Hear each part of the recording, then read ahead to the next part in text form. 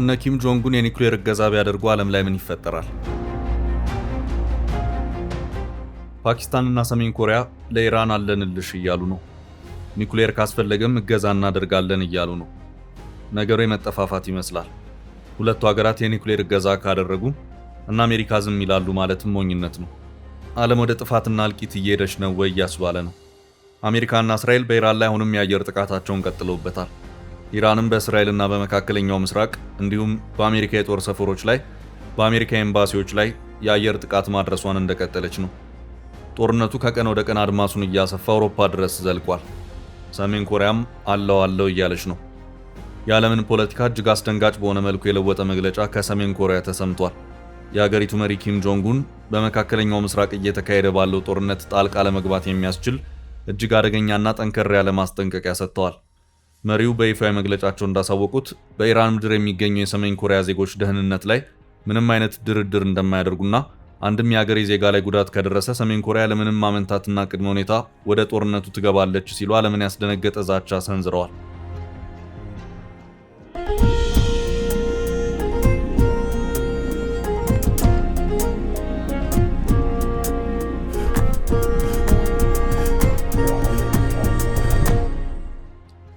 ይህ የኪም ጆንጉን ንግግር በቀጠና ያለውን ውጥረት ወደ ሶስተኛው የዓለም ጦርነት ሊቀይረው ይችላል የሚል ከፍተኛ ስጋት በዓለም አቀፉ ማህበረሰብ ዘንድ ፈጥሯል። ተንታኞች እንደሚሉት የፒዮንግያንግ ቁጣ ለኢራን ትልቅ ወታደራዊ ጀርባ አጥንት ሊሆን የሚችል ሲሆን አሜሪካና አጋሮቿን ደግሞ ወደ ከፋ ወታደራዊ አጣብቂኝ ውስጥ የሚከት ነው። በዓለማችን ላይ 9 ሀገራት አውዳሚውን የኒኩሌር የጦር መሳሪያ እንደታጠቁ ይታወቃል። የኒኩሌር የጦር መሳሪያን የታጠቁ ሀገራትም ሩሲያ፣ አሜሪካ፣ ቻይና፣ ፈረንሳይ፣ ብሪታንያ፣ ፓኪስታን፣ ህንድ፣ እስራኤል እንዲሁም በቅርቡ ራሷን ኒኩሌር የታጠቀች ሀገር አድርጋ ያወጀችው ሰሜን ኮሪያ ናቸው። እስራኤል የኒኩሌር ጦር መሳሪያ ባለቤት መሆኗን በይፋ አረጋግጣ አታውቅም። ነገር ግን ከፍተኛ ቁጥር ያለው የጦር መሳሪያ እንደያዘች ይታመናል። እንደ አውሮፓውያን አቆጣጠር በ1986 እስራኤላዊ የኒኩሌር ባለሙያ መርዶካይ ቫኑኑ እስራኤል ቀደም ሲል ከሚታሰበው ብዙና እጅግ የተራቀቀ የኒኩሌር ጦር መሳሪያ ፕሮግራም እንዳላት ለእንግሊዙ ሰንዴ ታይምስ ጋዜጣ መረጃውን አሾልኮ ሰጠ። በዚህ ምክንያት በእስራኤል ሰላዮች ከአውሮፓ ታፍኖ ወደ እስራኤል ከተወሰደ በኋላ ለ18 ዓመታት ታስሮ በ2024 ተፈቷል። ስቶክሆልም ኢንተርናሽናል ፒስ ሪሰርች ኢንስቲትዩት SIPRI እንደተባለው የጥናት ተቋም ከሆነ እስራኤል የጦር መሳሪያዎቿን እያዘመነች ነው። እስራኤል እንደ አውሮፓውያን አቆጣጠር በ2024 የኒኩሌር አቅም ካላቸው ባሊስቲክ ሚሳይሎች ጋር ሊዛመድ የሚችል የሚሳይል ስርዓት ሙከራ አድርጋለች።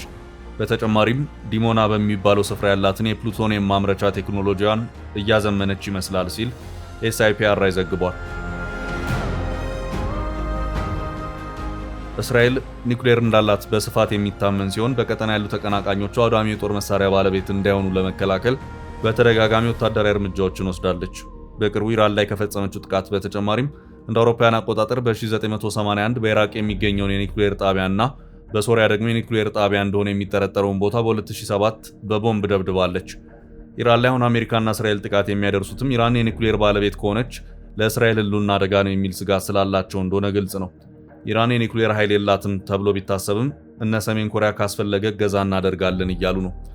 የፓኪስታን የመከላከያ ሚኒስትሩም በእስራኤል ላይ እየዛቱ ነው።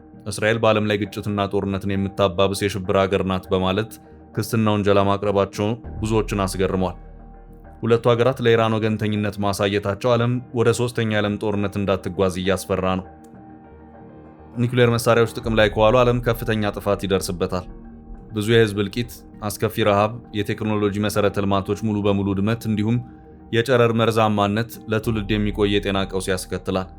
በዚህ በኢራን አሜሪካ ጦርነት ኒኩሌር ጥቅም ላይ ከዋለ ዓለም አቀፍ ስልጣኔን ወደ ማብቃት የሚያመራ እጅግ አስከፊ አደጋ ነው እየተባለ ይገኛል። ምክንያቱም ሰሜን ኮሪያ ወይም ፓኪስታን ለኢራን በማገዝ የኒኩሌር ጥቃት ቢያደርሱ አሜሪካና እስራኤል ዝም እንደማይሉ ይታወቃል።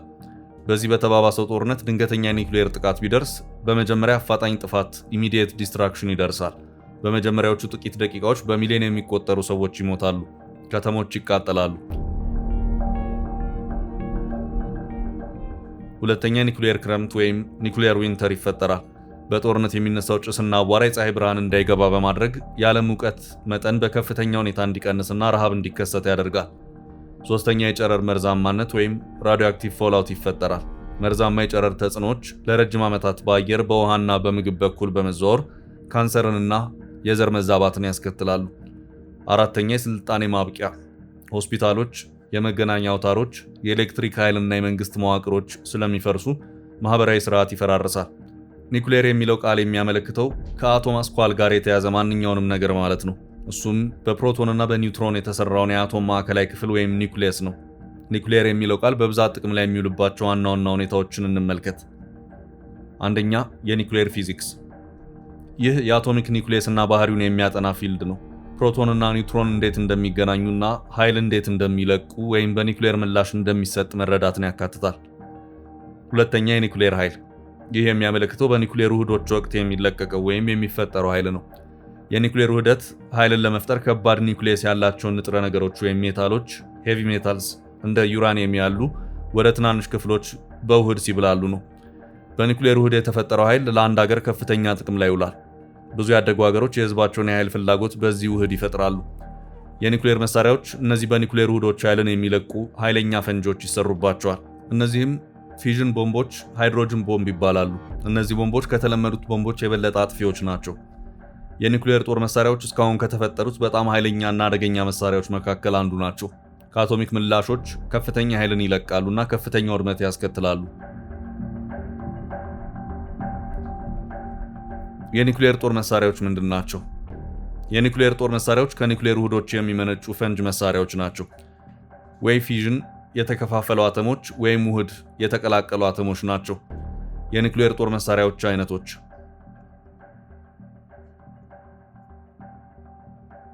1. ፊዚዮን ቦምቦች ወይም አቶሚክ ቦምቦች እንደ ዩራኒየም 235 ወይም ፕሉቶኒየም 239 ያሉ ከባድ አተሞች የተከፋፈሉበትን የኒኩሌር ውህድ በመጠቀም የሚሰሩ ናቸው። ይህ ቦምብ ከፍተኛ መጠን ያለው ኃይል በማውጣት ከፍተኛ ጥፋት የሚያደርስ ነው። ሂሮሺማ ላይ የተጣለው ቦምብ ትንሹ ልጅ በዩራኒየም ንጥረ ውህድ የተሰራ ነው። ናጋሳኪ የተጣለው ቦምብ ወይም ወፍራም ሰው የተባለው በፕሉቶኒየም ንጥረ ውህድ የተሰራ ነው። 2. ፊውዥን ቦምብ የሃይድሮጅን ቦምቦች ወይም ተርሞኒኩሊያር ቦምቦች በመባል የሚጠሩት። የብርሃን አተሞች እንደ ሃይድሮጅን አይሶቶፖች ሲዋሃዱ ሂሊየም የሚፈጥሩበትን የኒኩሌር ውህደት ይጠቀማል። ሃይድሮጅን ቦምቦች ከአቶሚክ ቦምቦች የበለጠ ኃይለኛና አውዳሚዎች ናቸው።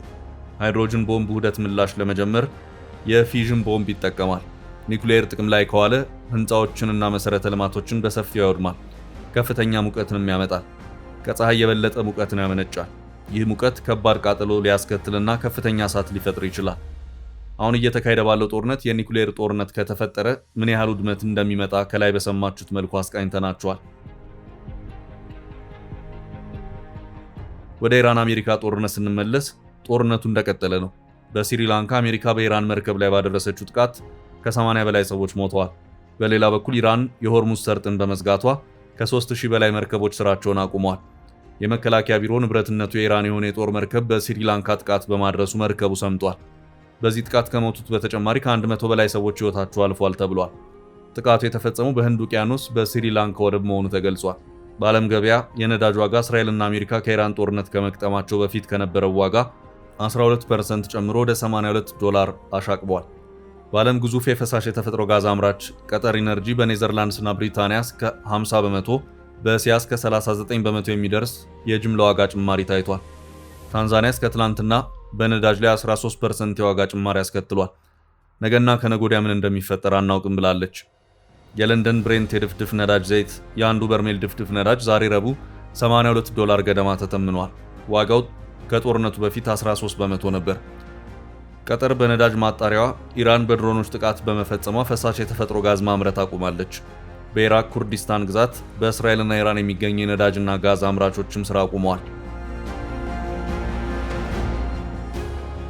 ኢራን፣ ኢራቅ እና የተባበሩት አረብ ኤምሬትስ የመሳሰሉ የነዳጅ አምራቾች በኦማን ባህረ ሰላጤና አረቢያን ባህር ከዓለም ገበያ በሚያገናኘው ወሽመጥ የመርከቦች ምልልስ በ80% እንደቀነሰ ሎይድ የተባለው ተቋም ሪፖርት አሳይቷል። ሪፖርቱ ወደ 200 የሚጠጉ ድፍድፍ ነዳጅና ቃጫኝ መርከቦች መፈናፈኛ አጥተው ቆመዋል ብሏል። የመርከቦችን የባህር እንቅስቃሴ የሚከታተለው ክላርክሰን ሪሰርች 3200 መርከቦች ስራ ፈት ሆነዋል ብሏል። ይህ በዓለም ዙሪያ ከሚገኙ አጠቃላይ መርከቦች 4 በመቶ ገደማ እንደማለት ነው። ትራምፕን የሚያስቆማቸው ጠፋ።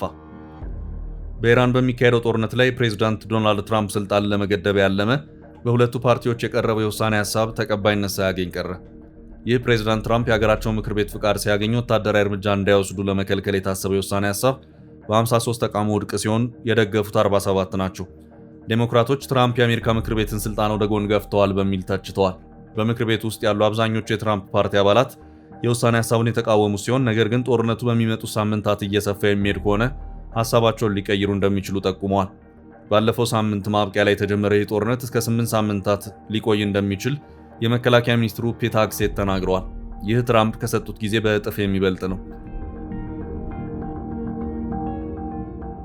የምክር ቤት አባላቱ በፓርቲ ደረጃ ድጋፍና ተቃውሟቸውን በተመሳሳይ የገለጹ ሲሆን አንዲት የሪፐብሊካን ፓርቲ የምክር ቤት አባል ውሳኔውን መደገፍ ለኢራንና አሜሪካ ወታደሮች የተሳሳተ መልእክት ማስተላለፍ ነው ብለዋል። የዲሞክራቶች መሪው ቻክ ሹመር ድምፅ ከመሰጠቱ በፊት ባደረጉት ንግግር በመካከለኛው ምስራቅ በሚካሄደው ያልተቋረጠ ጦርነት ከተሰላቸው የአሜሪካ ሕዝብ ጋር ትቆማላችሁ ወይስ ወደ ሌላ ጦርነት እያስገቡን ካሉት ዶናልድ ትራምፕ እና ፒት ሄግሴት ጋር ትቆማላችሁ ሲሉ ጠይቀው ነበር። ይህ የውሳኔ ሀሳብ በምክር ቤቱ አባላቱ ውድቅ ቢደረግም ዛሬ ደግሞ ወደ ሌላኛው ምክር ቤት ቀርቦ ውሳኔ ይሰጥበታል። ነገር ግን ተቀባይነት የማግኘቱ ነገር አጠያቂ ነው። በአሜሪካ ሕግ መሰረት ፕሬዝዳንቱ በይፋ ሳያውጅ በራሱ ውሳኔ ጦርነት ማካሄድ የሚችል ሲሆን ነገር ግን በ48 ሰዓት ውስጥ ለኮንግረሱ ማሳወቅ ይጠበቅበታል።